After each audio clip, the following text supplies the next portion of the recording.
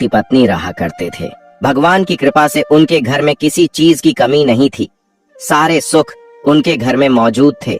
एक दिन की बात है, उन दोनों पति पत्नी में किसी बात को लेकर के झगड़ा आरंभ हो गया और वह झगड़ा इतना बढ़ता हुआ चला जाता है। उन दोनों की आपस में लड़ाई इतनी बढ़ती हुई चली गई कि पत्नी ने अपनी पति को गाली दे दी, और जब पत्नी ने अपने पति को गाली दे दी तो पति को गुस्सा आ गया और उसने गुस्से में अपनी पत्नी के जोर से एक थप्पड़ मार दिया। और जब पत्नी के थप्पड़ लगा तो अब पत्नी पति से भी आग बबूला हो गई और उसने उल्टे सीधे शब्द कहे। औरत के 3 बच्चे थे, 2 लड़के थे और 1 लड़की थी। तीनों छोटे बच्चे थे। वह उन तीनों को लेकर अपने पीहर के लिए निकल गई। शाम का समय था, रात भी हो चली थी और रात में ही अपने तीनों बच्चों को लेकर के वह पत्नी अपने पीहर के चल दी। मित्रों, अब माता सरस्वती कहती हैं, जब स्त्री पीहर के लिए गांव से बाहर निकलती है तो रात हो चुकी थी और उसके पीहर जाने के लिए रास्ते में एक भयानक जंगल मिलता था। जब वह जंगल में पहुंचती है तो उसी जंगल में एक सन्यासी जी अपना आश्रम बनाकर रहते थे। वह अभी तक अपने आश्रम पर जाग रहे थे और इधर उधर टहल रहे थे। तब उन्होंने देखा कि इतनी रात में एक स्त्री तीनों बच्चों को लेकर के जंगल की तरफ जा रही है। तब उस सन्यासी ने सोचा कि कहाँ जा रही है और क्यों जा रही है। तब उस सन्यासी ने उस औरत को रोकना चाहा कि इसको रोक करके पूछ लेता हूँ कि बात क्या है जो तुम इतनी रात में इस जंगल के रास्ते न जाने कहाँ जा रही हो। परंतु सन्यासी ने विचार किया, अगर हम इसको रोकेंगे तो यह समाज उल्टा सीधा हमारे बारे में सोचेगा कि एक सन्यासी रात में एक स्त्री से बात कर रहा है। यह सोच करके वह सन्यासी रुक गया, परंतु वह स्त्री चलती चली जा रही थी। फिर सन्यासी ने विचार किया, अगर यह जंगल में आगे बढ़ गई तो इस जंगल में जंगली जानवर बहुत से हैं जो बहुत खतरनाक हैं, जो इस औरत को नुकसान पहुंचा सकते हैं, इसकी जिंदगी को भी ले सकते हैं, इसके सभी बच्चों को भी मार सकते हैं और हम इसको देख रहे हैं। अगर हम इसे रोकेंगे नहीं तो हमें ही पाप लगेगा। भगवान को जाकर मैं क्या जवाब दूंगा? उस सन्यासी ने विचार किया, अब जो होगा सो देखा जाएगा, लेकिन हम इस स्त्री को रोकेंगे जरूर और इससे कहेंगे कि रात में तुम कहाँ जा रही हो। यह सोच करके वह सन्यासी उस स्त्री के पास में पहुंच जाते हैं और उसे रोक लेते हैं और कहते हैं कि तुम इतनी रात को कहाँ जा रही हो? तुम्हारे पास में ये 3 छोटे छोटे बच्चे हैं और तुम बेधड़क होकर के जा रही हो। बात क्या है? क्या परेशानी है? क्या पति से कोई लड़ाई झगड़ा हो गया है या कोई और बात बन गई है? सन्यासी के पूछने पर उस स्त्री ने सारी बात बता दी और कहा कि आज हमारे पति ने मेरे थप्पड़ मार दिया है। अब मैं अपने पति के साथ नहीं रहूंगी, मैं अपने पीहर जा रही हूँ। तब सन्यासी ने समझाया कि देखो, तुम्हारे पति ने थप्पड़ मार दिया है, लेकिन तुमने भी तो गाली दी है और वही तुम्हारे पति ने थप्पड़ मार दिया, तो तुम्हें इतना गुस्सा आ गया। इतना गुस्सा तुम्हारे लिए उचित नहीं है और गुस्से में तुम अपने बच्चों को लेकर रात्रि में तुम जंगल के रास्ते पीहर जा रही हो। आगे तुम्हें यह नहीं मालूम कि कितने मांसाहारी जंगली जानवर इस जंगल में रहते हैं और वह कितने खतरनाक हैं, जो तुम्हारे साथ हादसा कर सकते हैं, तुम्हें मार सकते हैं, तुम्हारी मृत्यु भी कर सकते हैं, तुम्हारे बच्चों को भी मार के खा सकते हैं। तुम्हें डर नहीं लगता है क्या? तब उस स्त्री ने कहा कि हे महाराज, मेरे साथ चाहे कुछ भी हो, मैं मरूं या जिंदा रहूं, लेकिन मैं वापस अपने पति के घर पर जाने वाली नहीं हूं। उस सन्यासी ने उस स्त्री को बहुत समझाया, लेकिन वह स्त्री उस सन्यासी की कोई भी बात मानने को तैयार नहीं थी।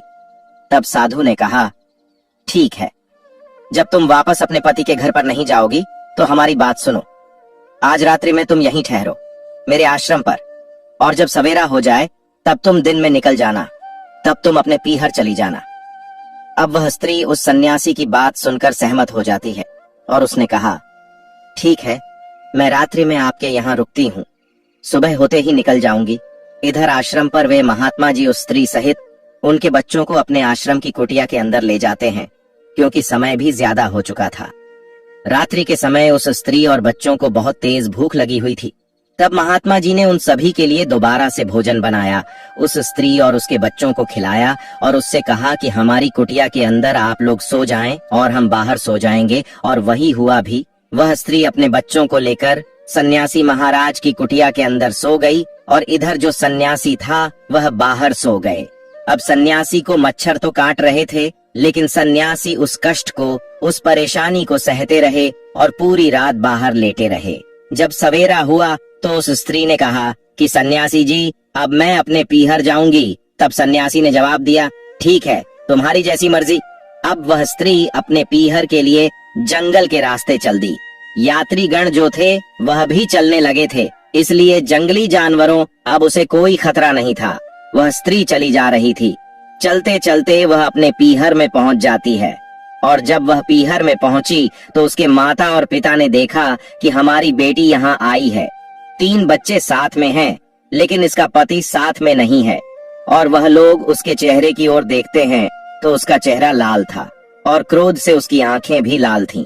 तो तब पिताजी समझ गए, लगता है हमारी बेटी और हमारे दामाद में कोई झगड़ा हो गया। अब उस स्त्री को घर पर अपनी बेटी को लेकर के उसकी माता जाती है।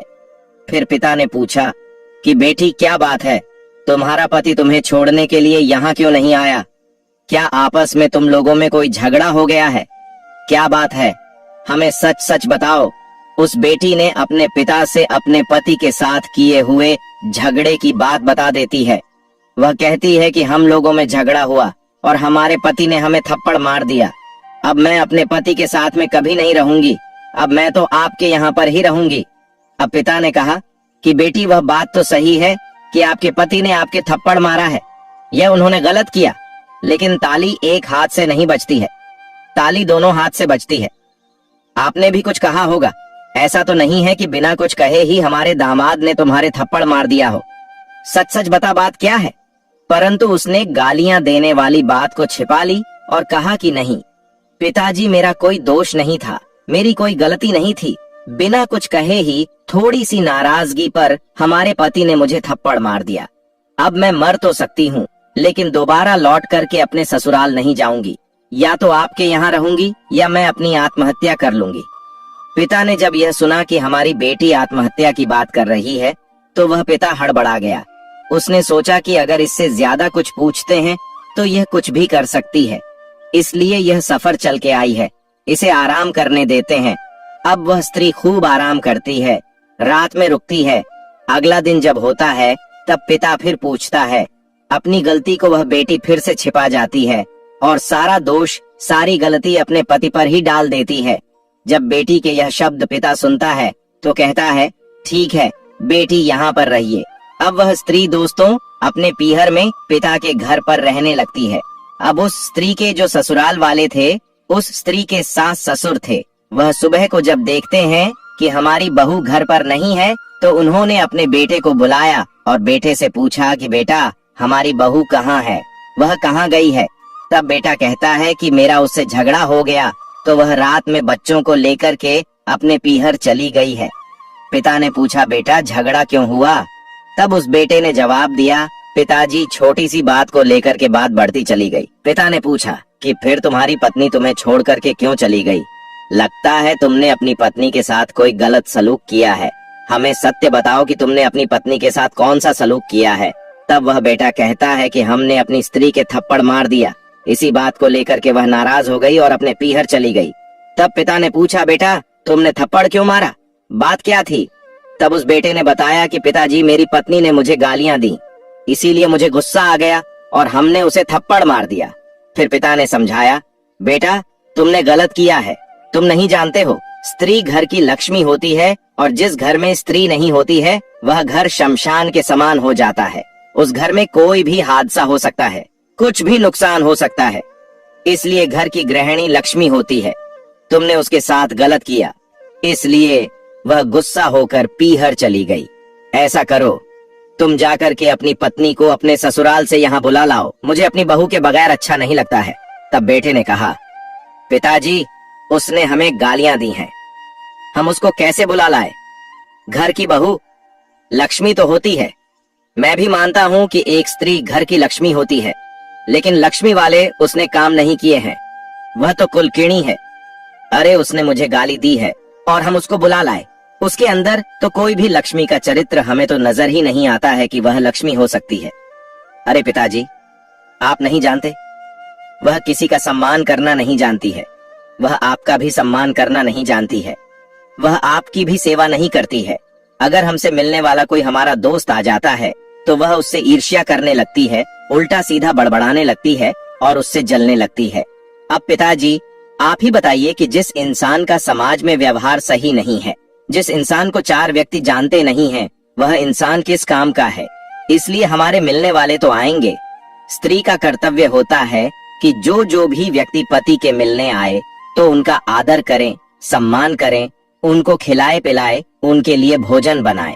लेकिन पिताजी, ऐसा गुण हमारी स्त्री के अंदर है ही नहीं जो हम अपनी पत्नी को लक्ष्मी कहे। और पिताजी, आप यह भी नहीं जानते हो कि एक दिन द्वार पर भिखारी आया हुआ था। वह भीख मांगता रहा और इसने दरवाजा बंद कर लिया। बेचारा बहुत देर तक चिल्लाता रहा, माता मुझे भिक्षा दे दो, माता मुझे भिक्षा दे दो। वह बेचारा भीख मांगता रहा, लेकिन इसने दरवाजा नहीं खोला, इसने उसे भिक्षा भी नहीं दी। और पिताजी, आप तो यह जानते हो कि जो स्त्री भिखारी को भीख नहीं देती है तो वह लक्ष्मी कहने का अपना अधिकार खो देती है, क्योंकि अगर दुनिया में सबसे गिरा कोई काम है तो वह भीख मांगना है। भिखारी गिरा हुआ कोई व्यक्ति माना नहीं जाता है, सिर्फ वह अपने पापी पेट के लिए अन्न मांगता है।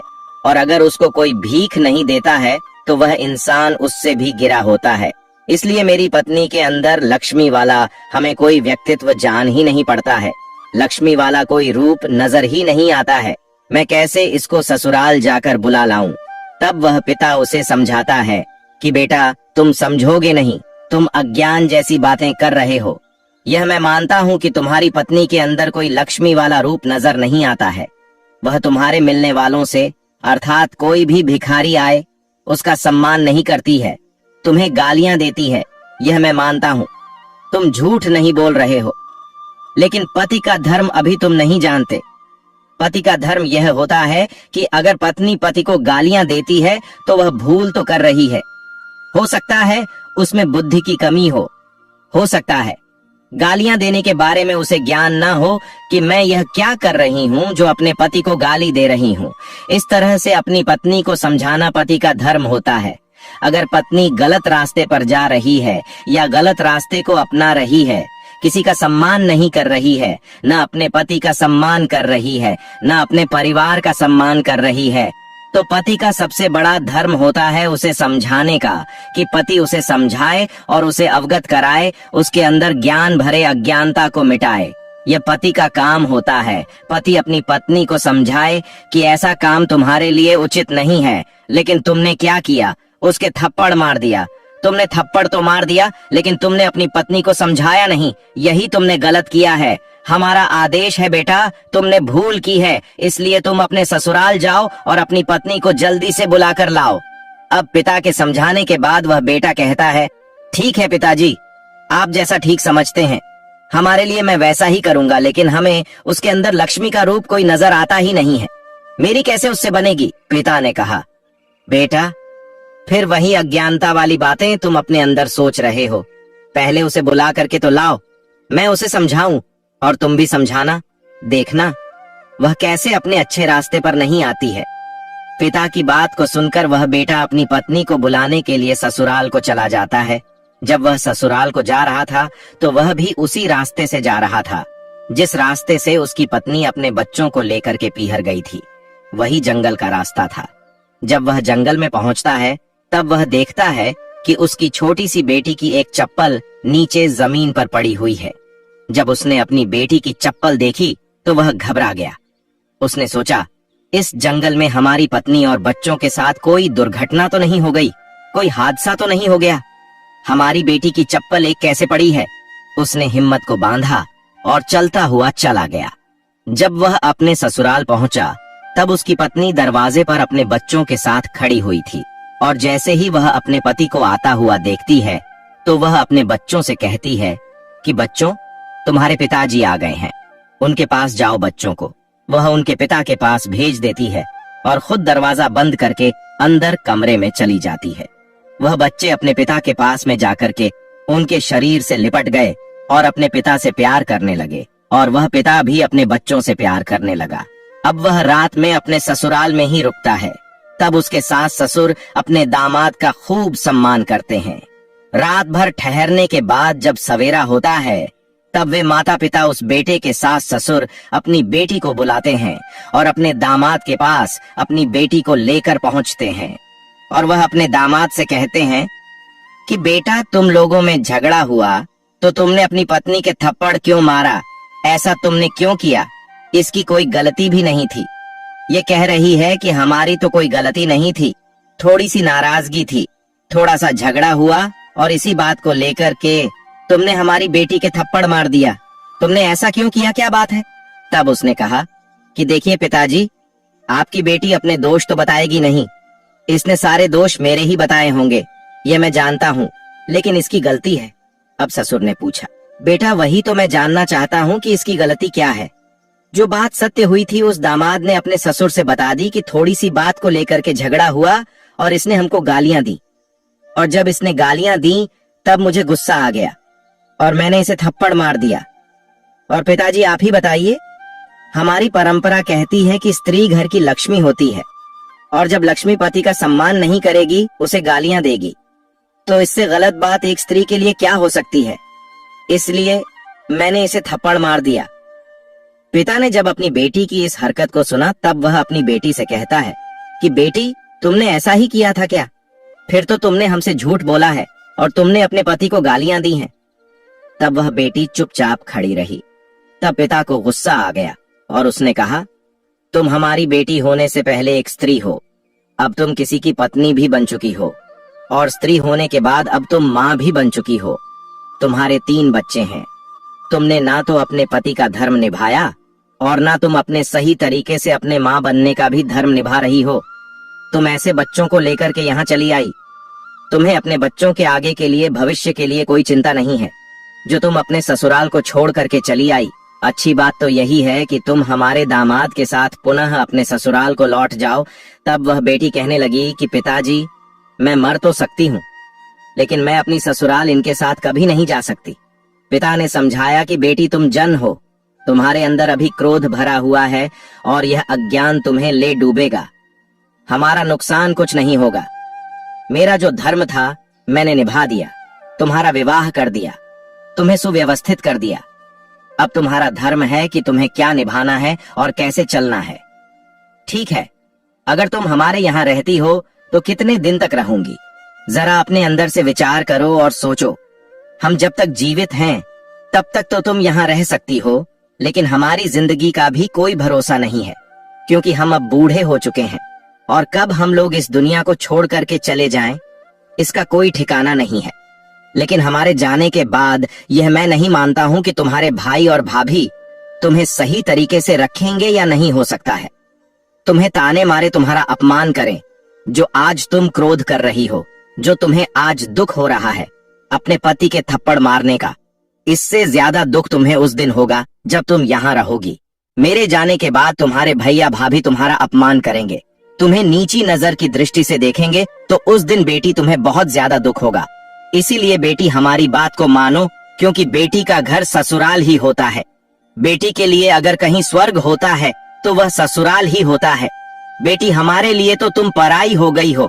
इसीलिए बेटी, तुम अपने ससुराल को जाओ, क्योंकि अगर स्त्री के लिए सबसे बड़ा सुख कहीं मिलता है तो वह ससुराल में ही मिलता है। और जिस स्त्री का पति सुखी है, जिस स्त्री के बच्चे सुखी हैं, जिस स्त्री के ससुराल वाले व्यक्तियों के आचरण अच्छे हैं, तो उस स्त्री के लिए उसी घर में स्वर्ग है।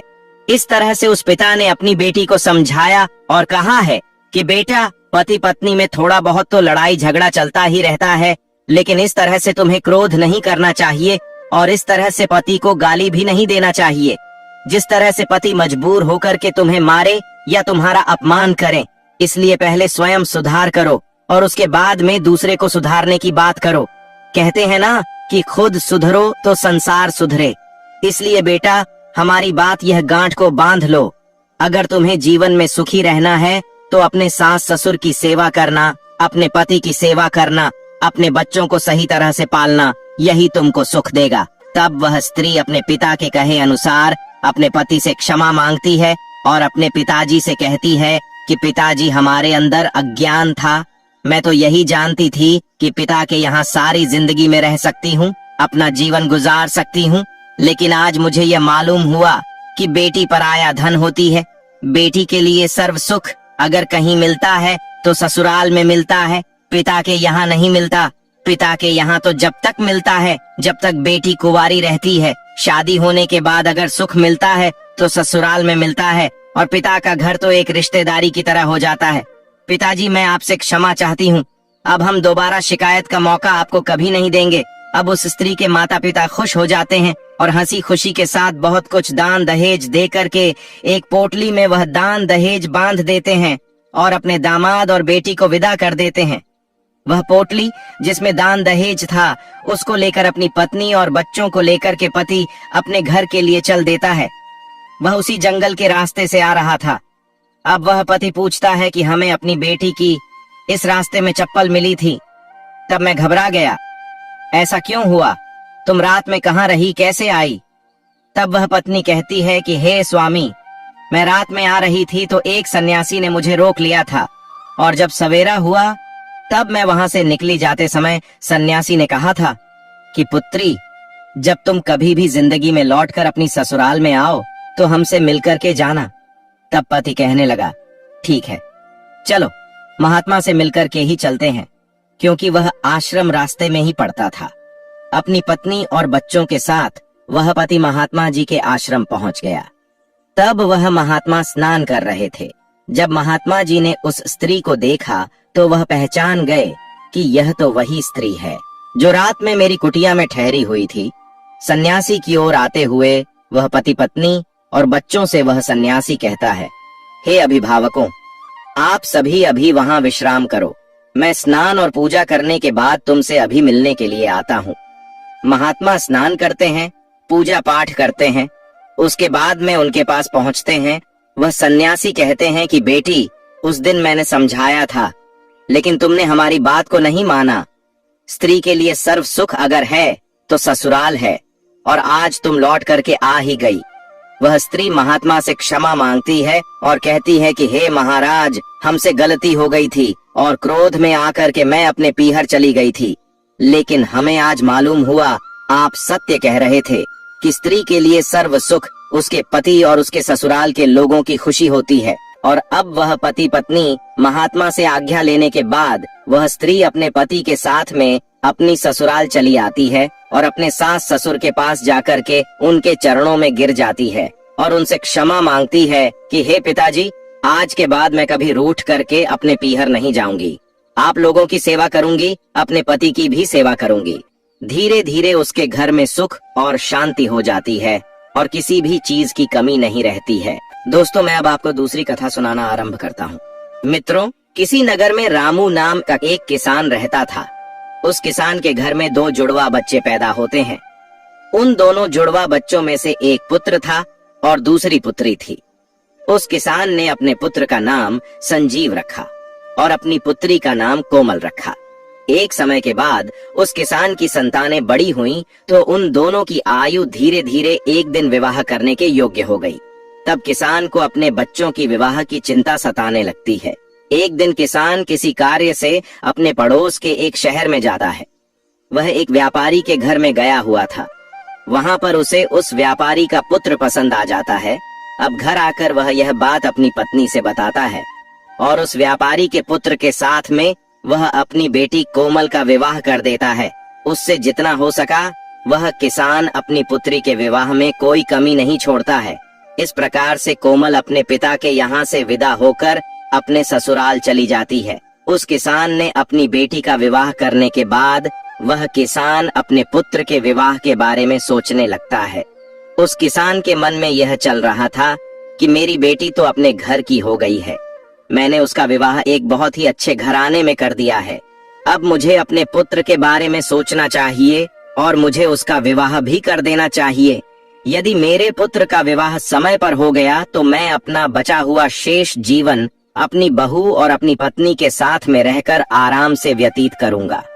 लेकिन एक दिन वह किसान एक बड़ी भयानक बीमारी से ग्रसित हो जाता है, उसका पुत्र संजीव।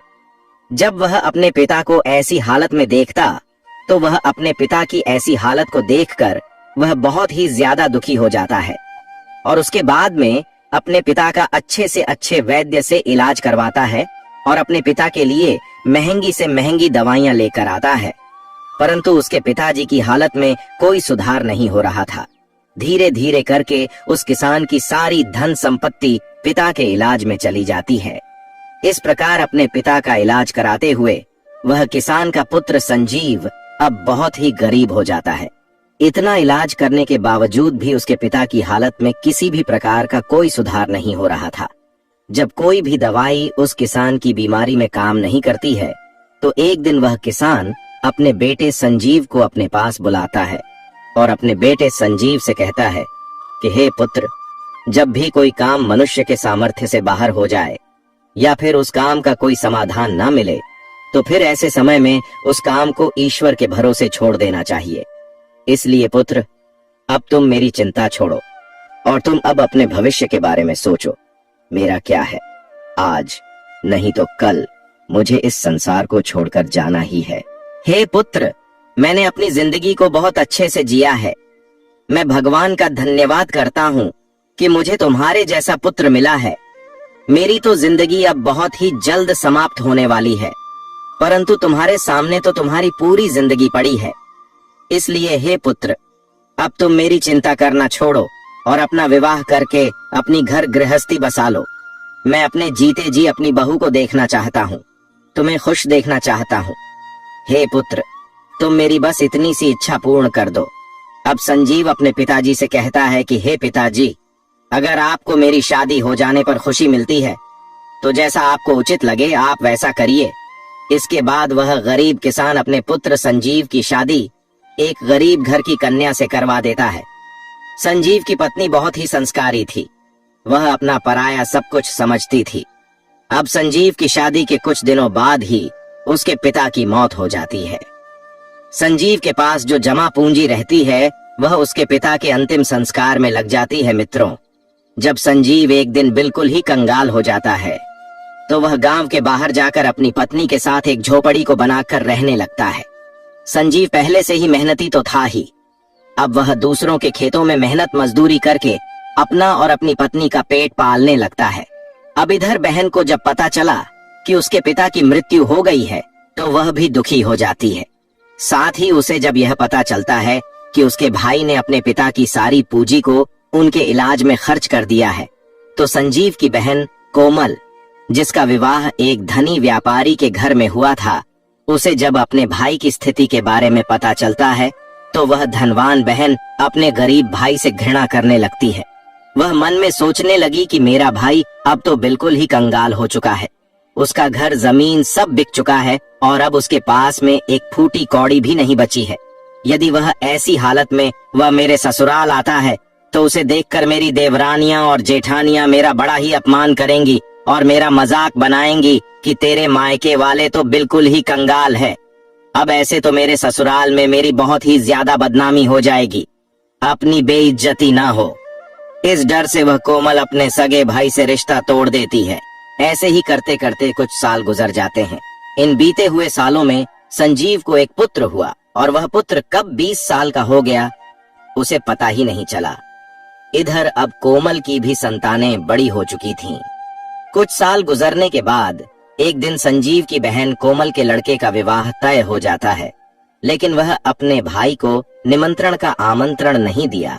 जब संजीव को इस बात का पता चलता है कि उसके भांजे की शादी होने वाली है, तो इस बात को सुनकर संजीव बहुत ही प्रसन्न हो जाता है और अपनी पत्नी के पास जाकर इस बात की खबर देता है।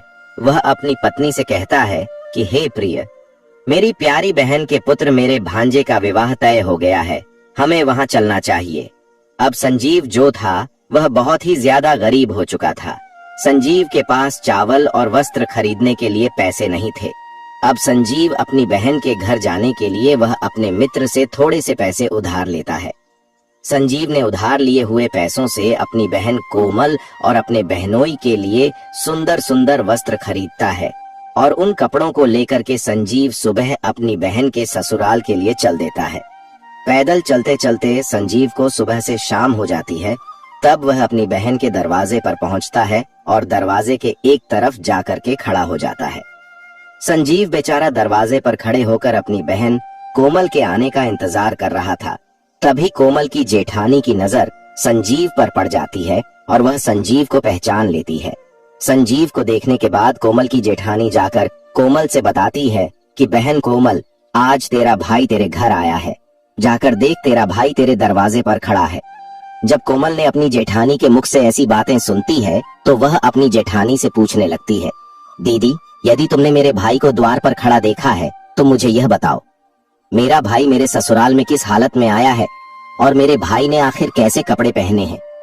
अब कोमल की जेठानी कहती है कि तुम्हारा भाई फटे पुराने वस्त्र पहनकर तुम्हारे द्वार पर खड़ा है, वह तुम्हारे आने का इंतजार कर रहा है। अपनी जेठानी की यह बात सुनकर कोमल गुस्से से लाल हो जाती है और सभी की नजरों को बचाते हुए अपने भाई के पास पहुंच जाती है। वह बेचारा संजीव जब अपनी बहन कोमल को अपने पास आता हुआ देखता है तो खुशी के मारे उसका चेहरा खिल उठता है। अपनी बहन को देखकर संजीव की आंखों में आंसू आ जाते हैं, क्योंकि वह आज सालों बाद उससे मिल रहा था। उसके बाद कोमल अपने भाई को अपने साथ में लेकर सबकी नजरों से बचाते हुए अपने घर के सबसे अंदर वाले कमरे में ले जाती है और पूछने लगती है, अरे भाई, तुम्हारे पास आखिर किसने निमंत्रण पत्र भेजा था जो तुम यहाँ चले आए। तब संजीव कहता है, बहना, तुमने तो अपने भाई को बिल्कुल भुला ही दिया है, परंतु मुझे किसी से पता चला कि मेरे भांजे की शादी है, इसीलिए मैं तुम्हारे लिए और तुम्हारे बेटे के लिए नए कपड़े लेकर आया हूँ। मैंने सोचा अगर मैं अपनी बहन के ससुराल नहीं जाऊंगा तो मेरी बहन की देवरानियां और जेठानियां उसे ताना मारें, इस वजह से मैं तुम्हारे पास आया हूँ। अपने भाई के मुख से इन बातों को सुनकर कोमल कहने लगती है, भाई, तुम्हें इस तरीके से बेशर्म की तरह मेरे घर नहीं आना चाहिए था। तुम इस तरीके से फटे पुराने कपड़े पहनकर मेरे घर तक चले आए, यह मेरे लिए बड़े लाज की बात है। कम से कम अपनी नहीं तो मेरी इज्जत, मेरे मान सम्मान किया होता। आखिर तुम्हारी तो कोई इज्जत नहीं, कम से कम तुमने हमारी इज्जत के बारे में तो सोचा होता। मेरा विवाह एक ऊंचे कुल में हुआ है, इस वजह से तुम्हें ऐसे बनकर नहीं आना चाहिए था। जब संजीव अपनी बहन कोमल के मुंह से ऐसे कटु शब्द सुनता है तब उस मजबूर भाई का कलेजा छलनी हो जाता है। संजीव कहता है, बहन, मेरी एक विनती है, मैं तुम्हारे लिए और जीजा जी के लिए जो कपड़े मैं लाया हूँ, तुम उन कपड़ों को रख लो, उन्हें मैं तुम्हारे लिए बड़े प्यार से लाया हूँ। कोमल ने अपने भाई से कपड़ों को ले लिया और चुपचाप कमरे के बाहर चली और कोमल अपने भाई संजीव को एक कमरे में बंद कर देती है ताकि उसे कोई देखे ना और कोमल की बेइज्जती ना हो। जब कोमल की जेठानी के कानों में उस दरवाजे को पीटने की आवाज जाती है तो वह दरवाजे को खोलकर देखती है तो अंदर संजीव को देखकर वह चौंक जाती है और संजीव से पूछने लगती है, हे भाई, तुम्हें इस कमरे में किसने बंद किया है। संजीव इस बात का कोई जवाब नहीं देता है क्योंकि वह अपनी बहन को उसकी ही जेठानी की नजरों में गिराना नहीं चाहता था। परंतु जब कोमल की जेठानी ने दोबारा पूछा, झूठ मूठ की बातें बनाते हुए कह देता है कि बहन, मैं इस कमरे में आराम कर रहा था, तभी किसी ने गलती से बाहर से दरवाजे की कुंडी लगा दी और मैं इस कमरे में बंद हो गया। बहन, यदि तुम आज नहीं आती तो मेरे प्राण आज चले जाते। और इतना कहने के बाद संजीव घर के पिछले दरवाजे से चुपचाप बाहर निकलकर चला जाता है। संजीव को अब उसे कमरे में बंद हुए 3 दिन हो चुके थे। तीसरे दिन उसकी बहन की जेठानी उसे कमरे से आजाद कर देती है। अब वह संजीव बेचारा 3 दिन का भूखा प्यासा वह चुपचाप अपने घर की तरफ चल देता है। अंत में वह चलते चलते काफी दूर निकल जाता है तो भूख प्यास के मारे उससे ठीक से रास्ते पर चला भी नहीं जा रहा था। उसे एक कदम चलते ही चक्कर आने लगता था।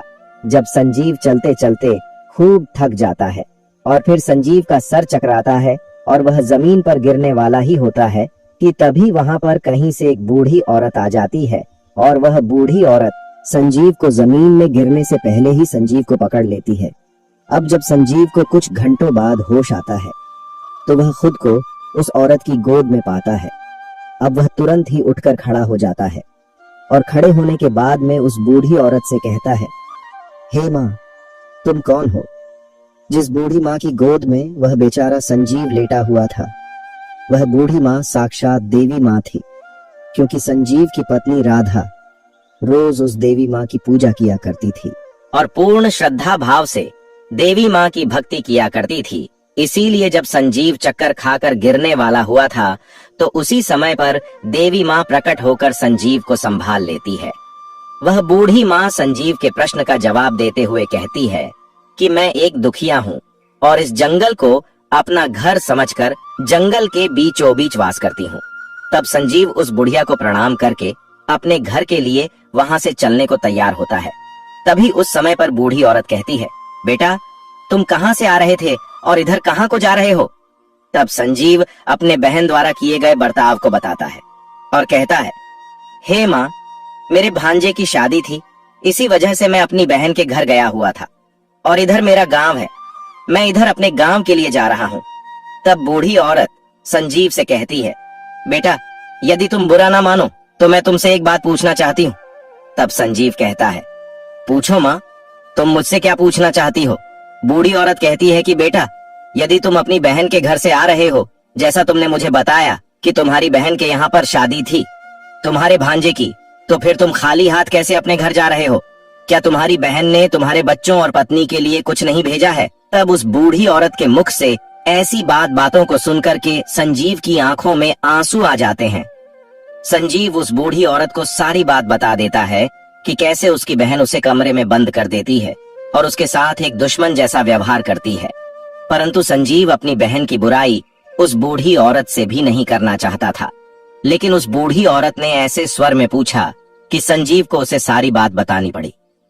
वह बूढ़ी माता कहती है, हे पुत्र सुनो, यहाँ से कुछ दूरी पर मेरा एक बगीचा है। उस बगीचे में अनेकों प्रकार के फल लगे हुए हैं। तुम उस बगीचे में चलकर पहले कुछ फल खाकर अपना पेट भर लो, क्योंकि तुमने 3 दिनों से कुछ नहीं खाया है। जब तुम्हारा पेट भर जाए तो कुछ फल तुम अपनी पत्नी और बच्चों के लिए भी तोड़कर रख लेना। जब तुम्हारी पत्नी और बच्चे तुमसे मिलेंगे तो पूछेंगे कि तुम अपनी बहन के ससुराल से क्या लेकर के आए हो, तब तुम कह देना मेरी बहन ने तुम्हारे लिए फल भेजे हैं। ऐसा करने से तुम अपनी पत्नी और बच्चों के सामने शर्मिंदा होने से बच जाओगे और इससे तुम्हारी मान प्रतिष्ठा भी बची रहेगी। संजीव इस प्रकार से जब बूढ़ी औरत की इन बातों को सुनता है तो वह उनकी बात मान लेता है और वह उस बूढ़ी औरत के बगीचे में पहुंच जाता है। बगीचे में पहुंचकर संजीव देखता है कि उस बगीचे में अनेक प्रकार के फल लगे हुए हैं।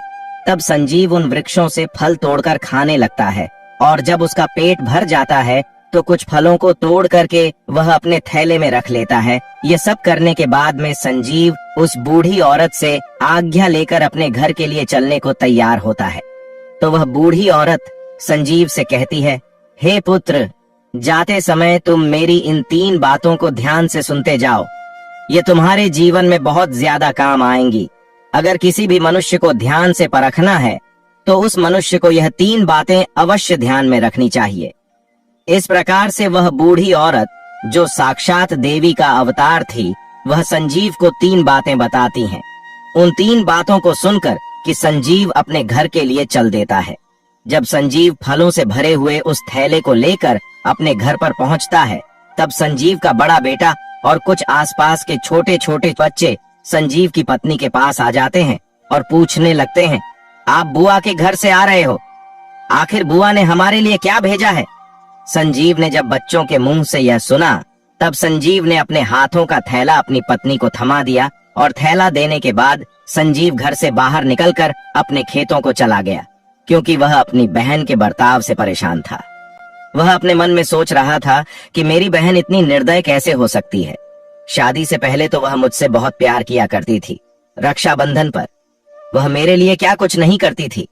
थाली सजाती थी, मेरी आरती उतारती थी, मेरे हाथ पर राखी बांधती थी, मुझसे प्यार करती थी, और आज वही बहन मुझे देखने तक के लिए नहीं तैयार है।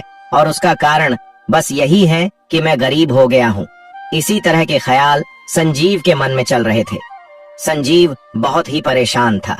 मित्रों, जब संजीव की पत्नी राधा उस थैली को खोलती है तो उस थैली में कोई फल नहीं होते, बल्कि सोने चांदी से भरा हुआ वह थैला निकलता है। उसके बाद वह भागी भागी अपने पति के पास आ जाती है और अपने पति से कहती है, हे स्वामी, आपने जो थैला दिया था उसमें क्या था? राधा का पति तो यही सोच रहा था कि उस थैली में तो फल ही है जो उसको बूढ़ी औरत ने दिया था। तब राधा अपने पति संजीव को घर लेकर जाती है और उस थैली को दिखाती है। जब यह नजारा संजीव देखता है तो उसे समझ आ जाता है कि मुझे जो रास्ते में जो बूढ़ी औरत मिली थी वह कोई साधारण औरत नहीं थी, वह बूढ़ी औरत कोई देवी माँ थी। उन्हीं की वजह से यह हुआ है। मेरी बहन ने तो मुझे कुछ नहीं दिया था, वह इस बारे में अपनी पत्नी से कुछ भी नहीं बताता है। संजीव मन ही मन उस बूढ़ी औरत का धन्यवाद करता है। अब इस प्रकार से संजीव को बहुत सारा धन मिल जाता है। कुछ समय बाद संजीव अपनी पत्नी और बच्चों के लिए एक अच्छा सा आलीशान महल बनवा आता है और बड़ी शान और शौकत के साथ राजा महाराजाओं की तरह उस महल में रहने लगता है।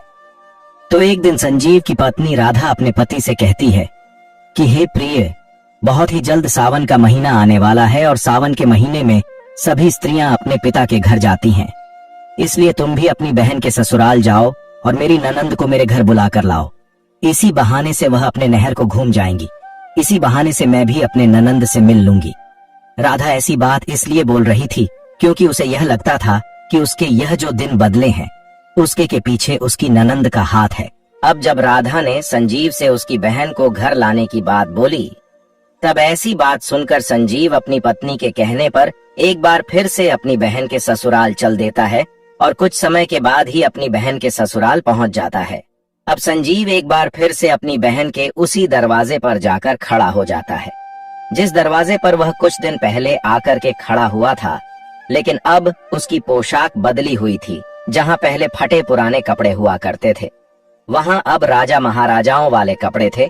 वहीं उसी समय पर कोमल की जेठानी घर से बाहर निकलती है और बाहर का नजारा देखती है तो वह हैरान हो जाती है कि कल जो फटे पुराने कपड़े पहन के आया था, आज वह राजा महाराजाओं के कपड़े पहन करके आया है। अब वह तुरंत ही दौड़ी दौड़ी कोमल के पास में चली जाती है और कोमल से कहती है कि हे कोमल बहन, आज भी तेरा भाई आया है। अपनी जेठानी के मुख से इस बात को सुनकर कोमल कहने लगती है, हे बहन, कोई भी भिखारी मेरा भाई नहीं हो सकता।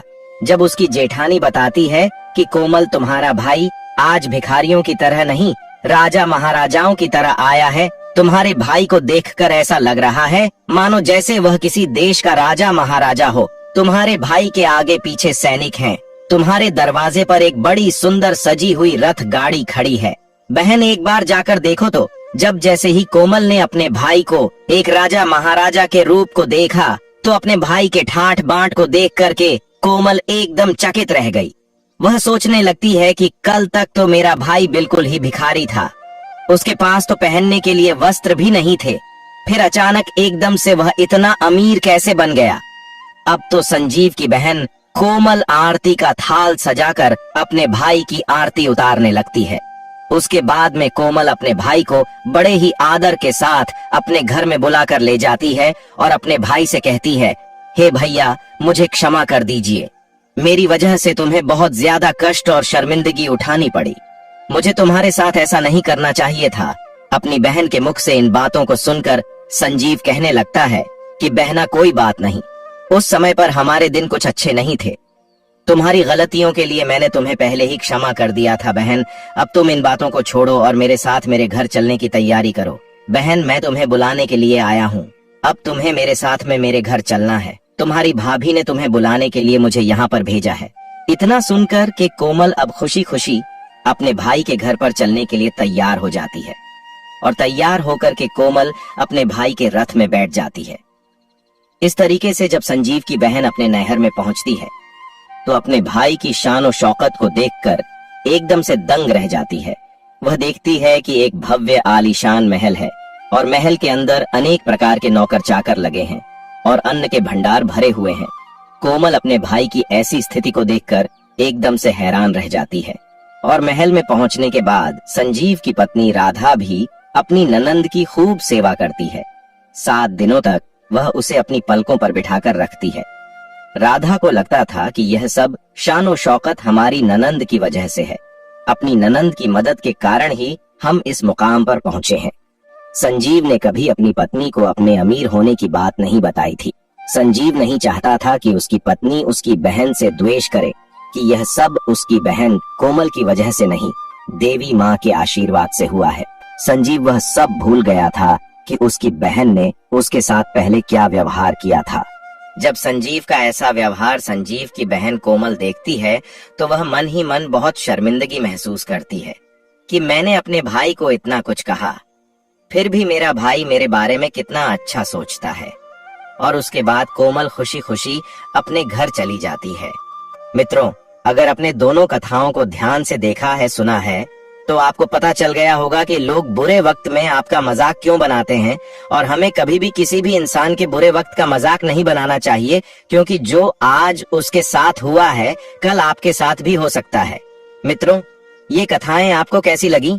एक बार नीचे कमेंट बॉक्स में कमेंट करके जरूर बताना। दोस्तों, ये वीडियो पसंद आया हो तो वीडियो लाइक करें और चैनल को भी सब्सक्राइब जरूर करें। उसी के साथ बेल नोटिफिकेशन को ऑल पर जरूर सेलेक्ट करें, ताकि मैं कोई भी वीडियो डालूं तो उसका नोटिफिकेशन सबसे पहले आपके पास पहुंचे और आप सबसे पहले वीडियो को वॉच करें।